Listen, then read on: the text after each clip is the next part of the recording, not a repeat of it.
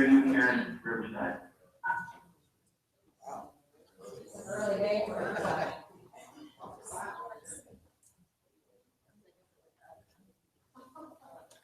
Okay, we're gonna try again on BCS. Test, BCS, test.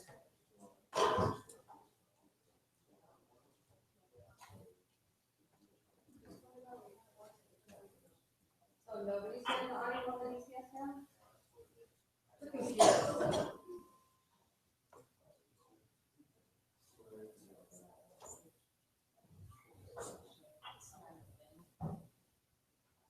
Obviously, we're gonna get started in just a minute.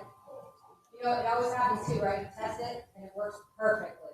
We had Riverside call us on Monday, everything worked just fine, you can hear us clearly. Today, we've been doing this for 30 minutes, so.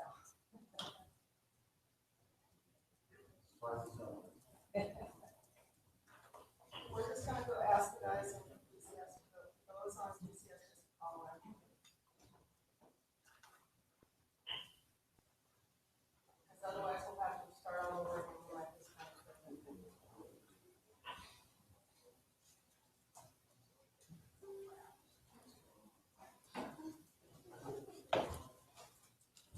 We want to get started, but if they call in on the conference, which we know we all have to hear now attending, right? Now attending. We're gonna give it a minute so everybody can call in and we can hear how many people are attending.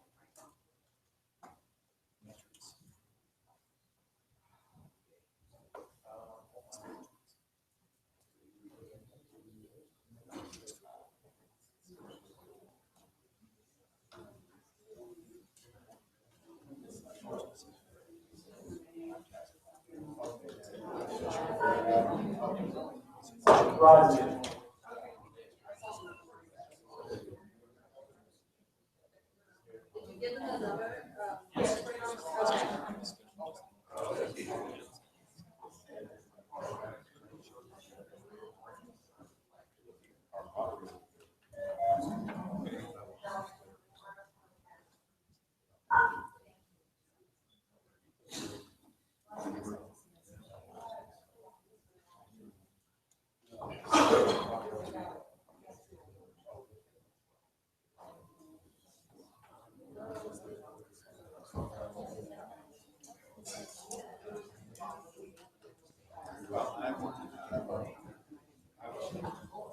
All right, folks, while we're waiting for everybody to call in the conference break, the mic's on your table, so remember that, Press 0. talking to the mic so we can Breakout hear you. session. Press 1. To hear a roll call, press What 2. is To happening? dial a phone number or get all listening invitees, press 3. To mute your phone, press 5. For that feature, press 8. To exit the meeting and return to the main menu, press to dial a specific phone number, press 1. To get all listening invitees, press 3. To rejoin the meeting, press star.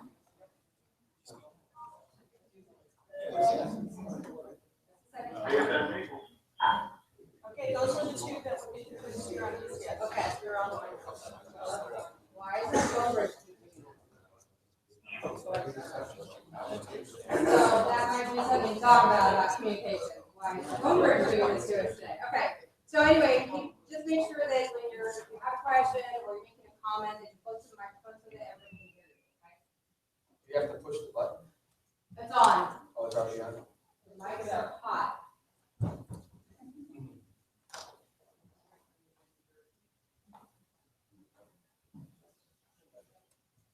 Well, hello, and thank you for joining us today as we take a look at DNA's strategic changes, what those changes mean, how DNA is communicating or perhaps not communicating, and how they will or are already impacting you.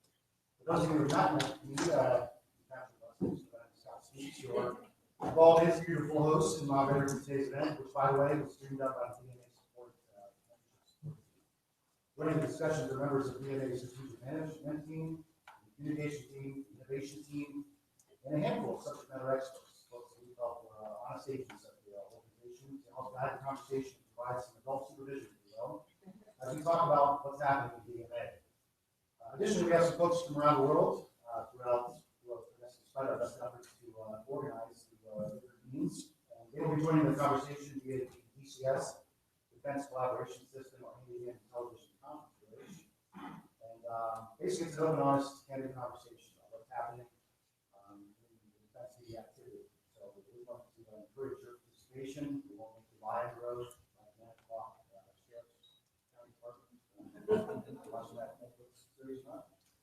With that, let's review some of the ground rules. The mics are on, so please avoid sidebar conversations. If you're on the conference call, please use your phone like you're not talking, and then please unmute it and ask a question. Your options for asking questions or making comments are basically raise your hand, jump into the conversation. You can type into the chat feature on BCS, or if you're here in the room, you can participate as well. You can write down your question when the index starts, slide over the rest of us. Conference call participants will be polled regularly to make sure your questions, comments, and ideas are addressed. And we're also trying to do Google Hangouts today. We've got 4 main areas that will drive our discussion today. Number 1, what DNA is changing and why. 2, the fears or concerns around these changes. 3, how we're communicating these changes across the organization. And then we're going to kind of just open the floor. We'll free for all, if you will, where you can bring up your questions, concerns, or additional information if you'd like. You can ask any question like this. We're going to start on Sunday. We'll spend about 10 minutes in each area, for the 4 areas. My lovely assistant to my right, Barbara, will keep us moving along on time. No loss. We usually hung up my other lovely assistant, Karen, in the back, aka my muscle. This is an open and candid conversation, so feel free to speak your mind on this topic. We only ask that you be respectful. We all are professionals here. I'm also obligated to say that we are recording this. Evaluate is on. After all the sessions are complete, we'll post a summary of the discussions on the DNA intranet, and the video will be available to you. Our intent is to provide some content, ideas, or suggestions and discussion to the innovation and communication teams, as well as leadership for further exploration. So question 1, what is up at DNA? With all that's been going on these days, you just might be asking yourself, where's the fire? Let's open today's discussion with what we're doing and why we're doing it. Here's a quick summary of what we're doing strategically, what we've been doing strategically over the past year. We've brought in a consulting group from the Balanced Scorecard to assist in our efforts to outline our mission, vision, goals, objectives, and values. This is being accomplished through a series of workshops that involve employees across the organization. The question being, how does all of this impact what we do and how we do it? I'd like to invite a member of the strategic management team to kind of add some context and get this conversation going. If you'd like to discuss the culture. So you may answer the why question first? How do we get to this position? There's a couple of things. We'll start with the law. The law has changed. I got this mic. Okay. The regulatory, we're supposed to do this because we're required by law, the Government Performance and Results Act. So that's the legal reason we're doing it, because we're mandated by DOD to track our performance. So to do that, we have to have a strategy in place. We have to have performance metrics in place, and we have to report out to DOD, and then they report to OMB, Office of Management Budget, our performance. So that's the legal reason we're doing it, because we have to make track our performance. Other reasons is because DOD is striking efficiencies in present changes. I saw on the first slide up there, you guys have probably heard all the different things that are going on, like delayering, efficiencies, the business process and systems review. As you know, the budget is being cut again. Our budget is cut again this year. I'm sure Mr. Bolton can discuss that in detail, but cut your budget, or someone cuts your budget for you, to find more efficient ways to do business. So the strategy is supposed to drive us to be more efficient, to be better in the future with the resources that we have and the resources that we have in the future. So those are the two sort of bureaucratic reasons. The third reason, and it's probably more important, is because based on the DNA employee survey, which we have now, I think 4 years, because we just got the results back from last running, the results came from you guys, the employees stating that there's 3 things we're not doing well. And it came up in all surveys. So the numbers are there. We don't have good business processes in place, standardized processes to do what we're doing because we never really got it there. 2, our leadership at various levels are not as effective as they could. And number three, we don't communicate well. Those are the three things that came up every time, as our top three things we need to improve. So those numbers drove the strategic management team to do a strategic assessment to figure out what we're doing right, wrong, and that's how we got the balanced scorecard team to come in and help us look at it through a different lens, so we weren't just looking at ourselves. And so that's why we're doing it, because you asked us to improve leadership effectiveness, to improve our communications, to get our business processes fixed. So that's what was asked, and that's, if you look at the strategy, you'll see there's a whole bunch of initiatives that talk about just those things. See, our themes that talk about empowering leadership. So we took everything you said, and the strategic management team and representatives from the floor, from the line, were there, and we built this new strategy to guide us to improve what you said we need to improve, and to answer the mail for the efficiencies and performance. That's. So I'm curious, can you guys hear me on this? Other mic, give me another mic. Your vote's close to me.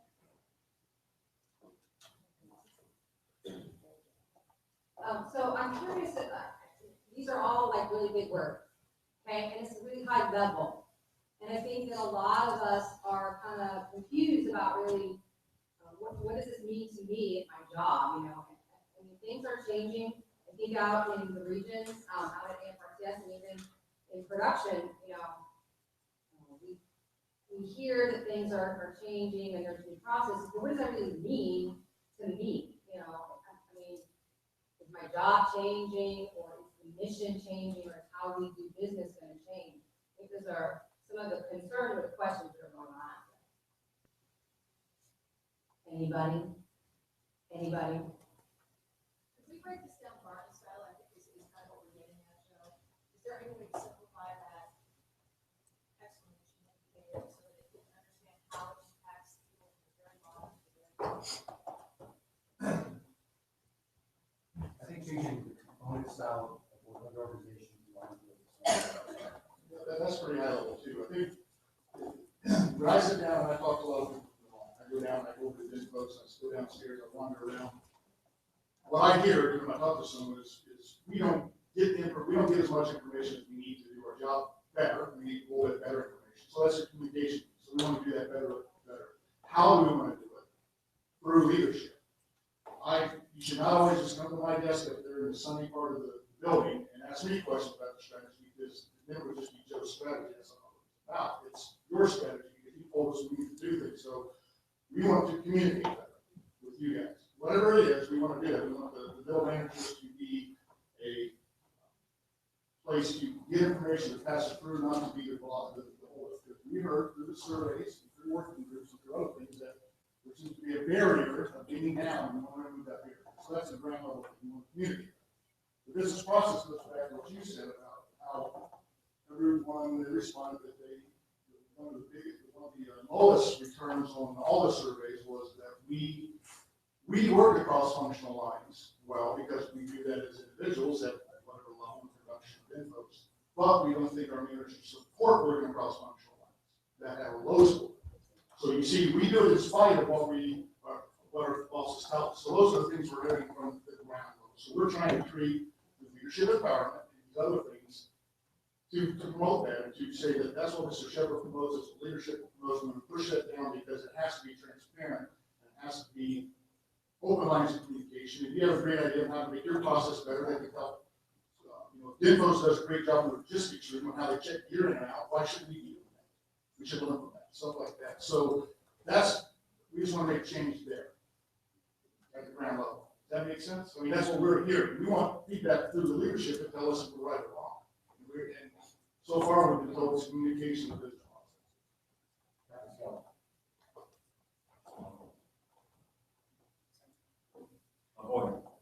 Okay, hi, this is Ike. So what I'm getting from this, we do have our lines of business, we do have the balanced scorecard, and I think we can get there with workforce, our mighty civilian workforce and our service members empowerment to help us define what our end state is. I'm not sure what our end state really looks like, but we've got to continue to ask from the ground up. We must continue as we go through this BS process, the balanced scorecard process. What we really, tongue cheek, okay, brown sugar, what we really want to look like in the future. But I think with a lot of good 30,000-foot policy words, Joe, and thank you very much for explaining it twice, because it sinks into, it takes a while to sink into my Pentium 1. But a lot of us probably want to know, hey, how is this going to affect me? I'm willing to contribute to all of this strategy, but how do we get there? What does our end state really look like, and what do we, DMA, want to look like in the future? But it comes back to me, the workforce, the service member, those who do the soldering and wrench turning, et cetera. So for AFRTS, what does it mean to me? It's coming down to people, really. We're losing because we are, AFRTS, AFM is the largest entity here in defense media activity. We are subject to those lightning bolts thrown from high atop Tabor Avenue, and we are taking a lot of the cuts in personnel. So really, I want to know how this affects us, me, the employee. In EIC, through FY17, we have 3 LMs remaining to go. These are not cuts; these are realignments in EIC. Sorry, local, national. Okay, yeah, good question, thanks. So that's not much, but that's 3 packs right there, 3 personnel that will be realigned. In the military service reductions, I hope many people are familiar with or not. Yes, no? Okay, good. We have a remaining of 33 AFN personnel through 2019. Now, AFN took the bulk of those service reductions just because we're the largest. Of nearly 100 cuts, we took nearly 96, but we have 33 remaining. I'm just trying to build a framework about me, the employee, as we get into what is our end state and what do we want to look like as DMA in the future. The third element, so the first is EIC, the second element is our military service reductions. The third element is the delayering. So AFRTS, we're going to take 4 from our component level and 2 from the broadcast center, probably out of tech services. That's a total of 6 of the 44. So in this delayering, of the 44 that DMA headquarters will take, AFRTS is going to take 6. And so through FY20, for AFRTS, one of the components, and the AFNs globally, Broadcast Center, Europe and the Pacific, it's looking like 42 total remaining personnel reductions. 3 being local nationals, 33 being military, and 6 being U.S. civilians. So with that framework of personnel and these reductions, and Joe, like you said, the budgetary reductions,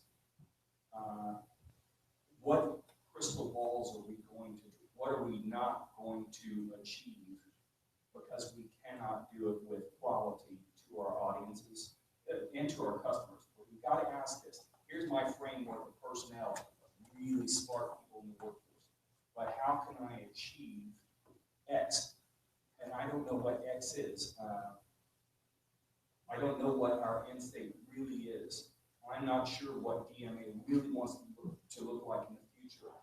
I know we have our strategies and our key initiatives, 1, 2, 3, 4, 5, which we're working toward, but what does DMA really want to look like in the future? I believe that can come from the workforce. So I just wanted to give a framework for whoever happens to be listening, not just at the table, but out there in Never Never Land, and ask, what do we want to look like? Because many lightning bolts from our component, from the head shed, get thrown at us, and I feel like we're all chasing soccer balls in different directions some of the time. But I posed the question, and I want to articulate it, and I want this to become part of our vocabulary to really define it. What is our end state? What do we really want to look like in the future? So I hope that little framework and those two questions, I'm getting too many more. Okay, I'm cut off. You're cut off. So thanks for listening. Sure. Okay, understanding the what and why is key to communicating change. Let's be honest, change scares the crap out of us. Especially if there's a lack of communication about that change. Since there's a lot of change going on here and not a lot of communication, what scares or worries you the most about what's happening in DMA? Jobs, $5 million budget cut, losing our legacy products. It's hard to hear on the telephone. Not being heard, or retribution or speaking out. It's hard to hear the person speaking on the telephone. Right, right. So, what are your fears and concerns? Eric?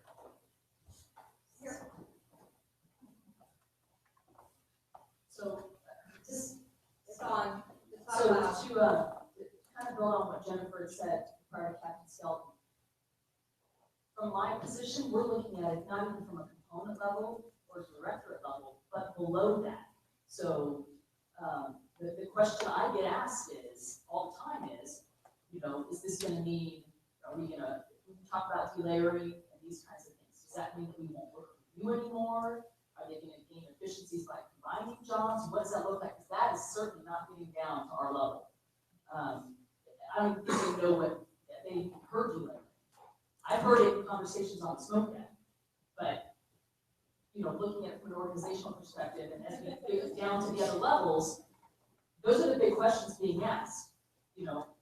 Particularly when everybody knows the austere vegetarian environment we're operating in, that's not getting better soon. If we're being honest, and I think we should be honest. So what does that mean? Again, not even from a component level or a directorate level, but below that into the sections. What does that mean for our teams? Where is it going to impact them? Eric, Uh, loudly. You gotta speak right on top of the microphone. Actually, This is our cool new microphone system. You can see it's very. I give instructions before I even speak. Couple of things here. Let's look at where we are as an agency. I know you wanted a good picture of our state. Let's go back. As a Terry Meadows Chico. Okay, let's go back. Let's say 5 weeks ago.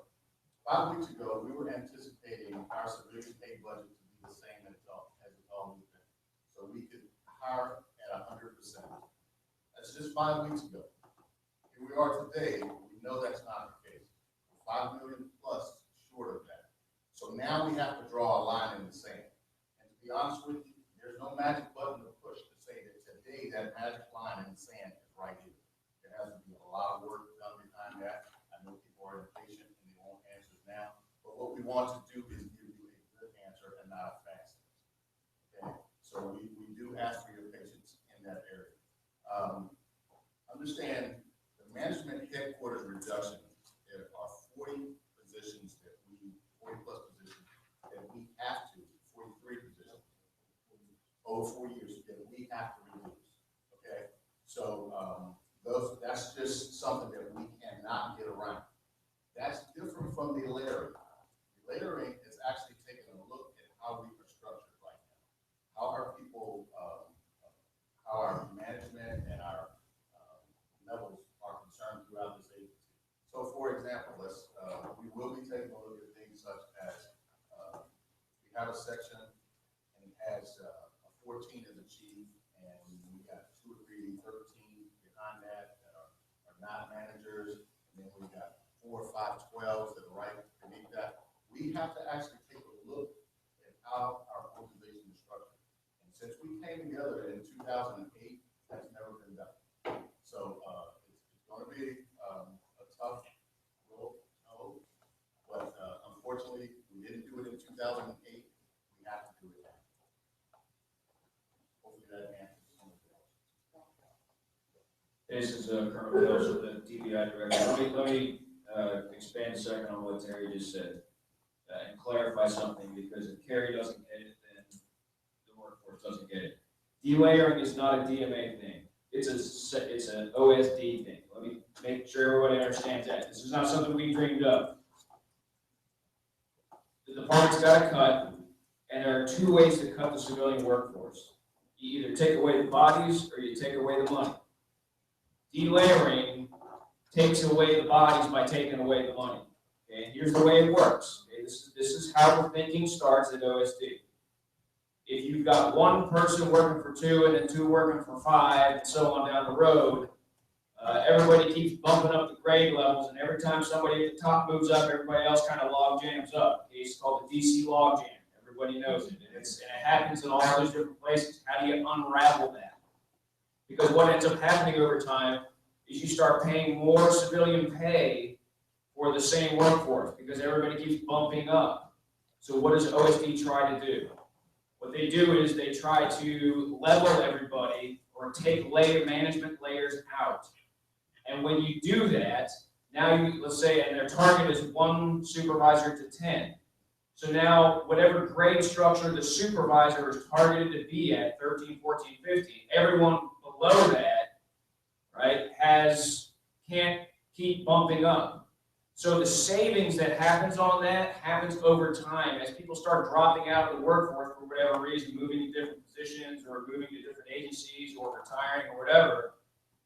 When the replacement person comes in, they either come in at a lower grade or without supervisory responsibilities or somewhere else in the chain, and